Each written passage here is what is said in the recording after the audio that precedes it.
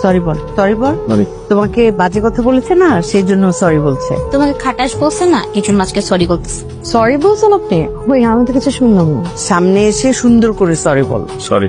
আমি আসলে শুনি নাই। আপনি এখানে এসে তারপর আমাকে সরি বলেন। তুই কেমনে সরি বলস? আমি শুনতেছি না, ও শুনবে কেন?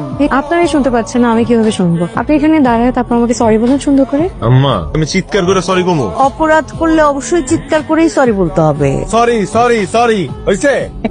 হয়েছে কি, ইকবাল কারো কথা শোনে না, কিন্তু ওর ফুপুর কথা একদম শোনে। ওর ছোটবেলা থেকে কোলে পিঠে করে মানুষ করছে, তো উনি একদম নিজের সন্তানের মতো করে মানুষ করছে। ওনার কথা ফেলতে পারে না, ভয় পায় নাকি? ভয়ও পায়, সম্মানটা অনেক বেশি করে। ফুপুর উপর রাগ করছিস? সারা তো আমাদের বাড়ির মেহমান না, শহর থেকে একটা মেয়ে আসছে, তাকে তুই বলে বসছিস খাটাইস। এটা বলাটা কি উচিত হয়েছে বল? মেয়েটা মনে কষ্ট পাইছে না? কষ্ট পাইছে? আমি জানি তোকে দিয়ে সরি বলাইছি, তুইও ফুপুর উপর মনে কষ্ট পাইছিস। বাবাটা, লক্ষ্মী বাবাটা, ফুপুর উপর রাগ করতে হয় না, ঠিক আছে? কিছু বলবেন? এই নাও। আপনি আমাকে টাকা দিচ্ছেন কেন? বংশের কাউকে প্রথম দেখলে কিছু দিতে হয়। তোমার জন্মের সময় তো আমি ছিলাম না, আজকেই প্রথম তোমার সাথে দেখা হলো। যাকে এত বছর ত্যাগ করেছেন তাকে কি এখন টাকা দিয়ে কিনতে চাচ্ছেন? আসলে সত্যি আমি জানতাম না। হ্যাঁ, জানবেন কি করে? আপনার মেয়ে আমাকে আর আমার বাবাকে একা হাসপাতালে রেখে পালিয়েছে। আপনারা এতই খারাপ যে এত বছরে একবার জানারও চেষ্টা করেননি, শুধুমাত্র নিজের মেয়েকে বিয়ে দেওয়ার জন্য, যে আমি আর আমার বাবা বেঁচে আছি না মরে গেছি। কারণ জানতে চাইলে তো আপনার মেয়েকে বিয়ে দিতে পারবেন না। যখন মানুষ জানবে যে আপনার মেয়ের ঘরে একটা সন্তান আছে, তখন আপনারা বিয়েকে বিয়ে দিতে পারবেন না। এই চিন্তা করে এত বছর একবার খোঁজও নেননি যে আমি আর আমার বাবা বেঁচে আছি না মরে গেছি। এতটাই খারাপ আপনারা। তুমি আমাকে ভুল বুঝতেছ, আমি সত্যিই জানতাম না। সারাদিন নামাজ পড়েন, তসবি পড়েন, চোখের দিকে তাকিয়ে আবার মিথ্যা কথা বলেন। লজ্জা লাগে না আপনার?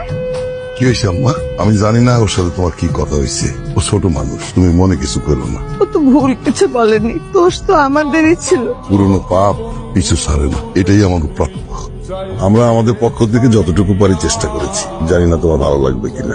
আমি এখানে খেতে আসিনি, এমনিতেও এতগুলো খাবার অ্যারেঞ্জ করছেন, খাবেন তো না শুধু অপচয় করবেন। একটুও অপচয় হবে না। আমাদের বাড়িতে একটা রাক্ষস আছে। আম্মা, তুমি কারো রাক্ষস করতেছো? আমি কি তোকে বলছি নাকি রাক্ষস? ইকবালকে এসব বললো না তো? না না না, প্লিজ মাছ না, মাছ না, আমি মাছ খাই না। আমি আসলে মাছের কাটা বেছে খেতে পারি না।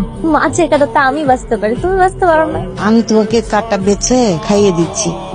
তুমি যতদিন আছো আমি তোমাকে কাটা বেছে খাইয়ে দিব। আচ্ছা, এখন বল কি খেলি? টেবিল ভর্তি খাবার। তোকে ভালোবেসে রান্না করেছে নিশ্চয়ই। তোমার এক্স ওয়াইফের ছোট বোন আমাকে তো মাছের কাটা বেছে আজকে খাইয়ে দিছে, জানো?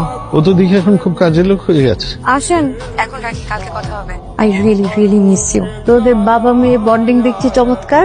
আমি ছাড়া তো আর কোনো উপায় নেই। বাবার আমি ছাড়া কেউ নেই। শোনো, এই পাশের মেয়ে আমি থাকি, তোমার কোনো